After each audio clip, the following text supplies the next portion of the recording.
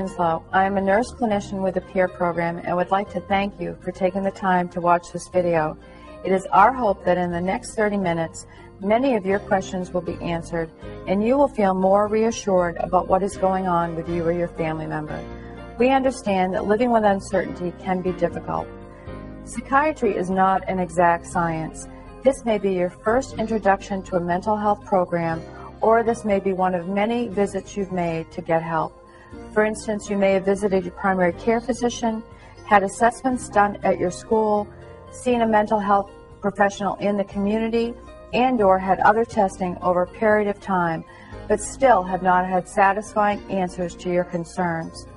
What we have heard from family members is that the assessment process and the time leading up to it can be confusing and possibly frightening. The first thing we want to stress is that you are not alone and we are here to support you.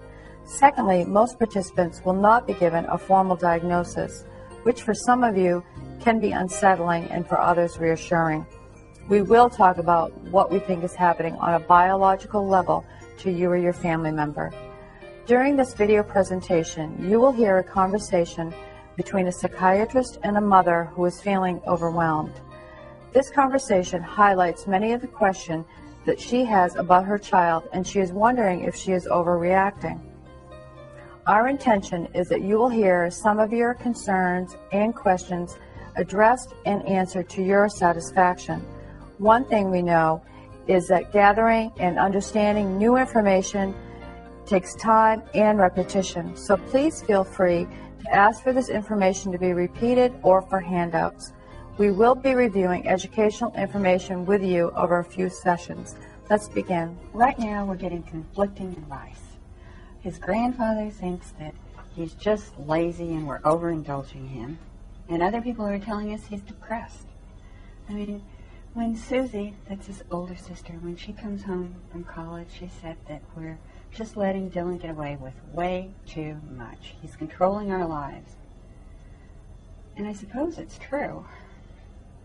But unless you're at home with the situation 24/7, people don't have a clue how difficult it is. When I'm not frustrated or angry at him, his unhappiness breaks my heart. Did we do something wrong as parents? I mean, should we be trying to cut down on his stress and the pressures he's facing? Or we should be pushing harder? It's hard to know. You're right. Everyday pressures do play a role. And a lot of what we're trying to do here at PEER is figure out ways to reduce the stress and reduce the pressure. But one thing that's really important for parents and families to know is that they didn't cause this illness. In fact, diet or too many video games or whatever kind of parental discipline doesn't cause these illnesses to happen. What we believe is that young people inherit some kind of vulnerability. This may happen before birth, it may be due to some other kind of factors.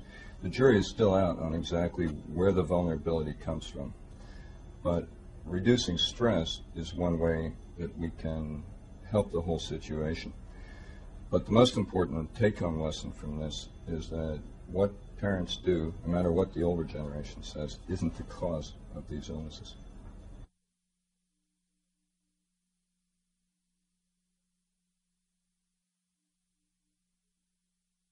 How does our family live like this day to day? We've tried different approaches with Dylan to get him re-involved, to make things sort of more normal, and get him to see his friends, join in activities. We've tried the tough love kind of thing, and that just doesn't feel right, and it doesn't work anyway. A lot of times you hear